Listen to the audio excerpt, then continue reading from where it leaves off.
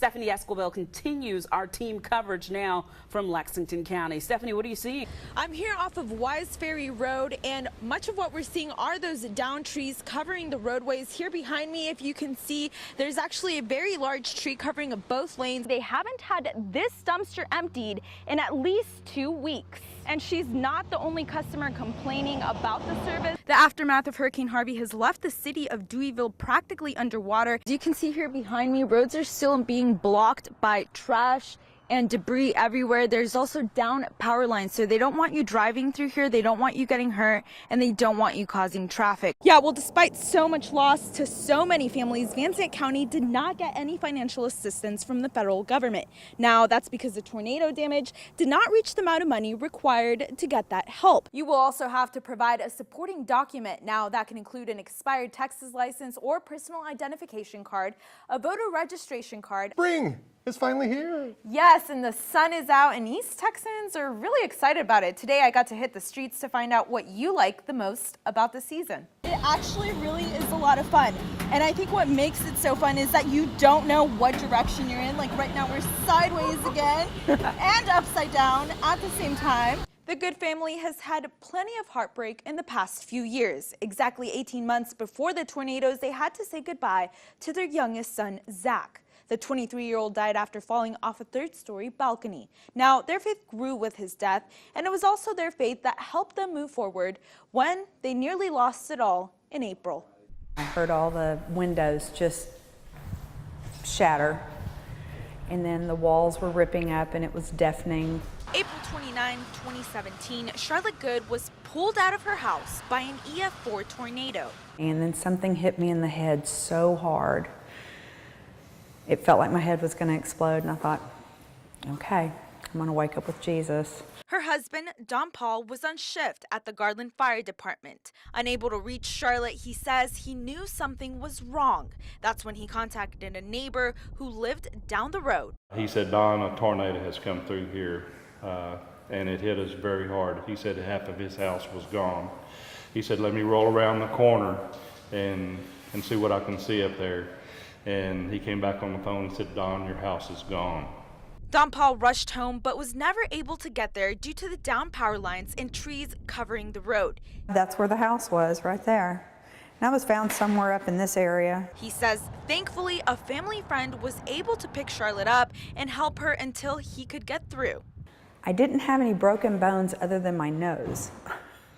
I had lacerations, bruising. It looked like she had been shot with a shotgun. With Charlotte hurt, it wasn't until the next day that Don Paul saw the destruction for himself. I was just in awe because there was no structure standing on here. Our whole house, the contents and everything that wasn't blown away, was just like it was rolled up and deposited. But even the loss of their home was nothing compared to losing their son Zach. The 23-year-old died exactly 18 months before that twister took their house. Losing our son was way worse than losing all of our worldly possessions, because losing all of our worldly possessions is just stuff, but losing your son, it's part of you. It was like a piece of our heart went. Charlotte says there is no doubt in her mind that Zach was looking over her that day. This is when Don Paul found the dog. Zach's dog, named Zane, also miraculously made it through, and the black pickup truck that once belonged to him was the only vehicle that wasn't completely destroyed that night. A kind of running joke amongst his friends is he was here to save his mom, his dog, and his truck. The family says Zach isn't the only angel that's helped them recover. Even strangers have stepped up to help them get back on their feet. It was just so wonderful how the community pulled together and just helped others. And the majority of these people that helped, that drove up and offered their services, we didn't know. They were just strangers or Canton angels that came through and helped everyone. Don Paul and Charlotte say once they get settled into their new home, they want to throw a big party to thank all of the people who showed them kindness. And with some of his belongings saved, the family knows Zach's memory will live on in their new home. It is well with my soul. Hundreds gathering Tuesday morning at Rock Hill Baptist Church.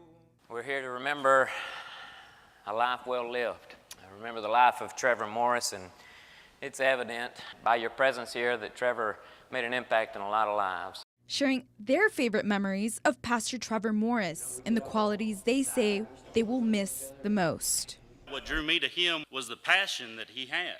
I mean, it came out in every sermon that he preached, in everything that he did.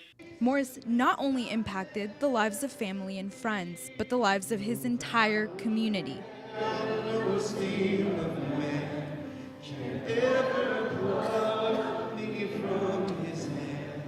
He was a pastor at Union Hill Baptist Church in Brownsboro, where members of his congregation say they will remember him as a man of God. He always spoke the truth. He cared so much for his people, and he just wanted everyone to find salvation. I thank you for the life of Trevor, for what we've learned from him. A man so dedicated to his faith, he drove across the state Wednesday night to serve his congregation. He's got to turn around and go right back to Midland tomorrow.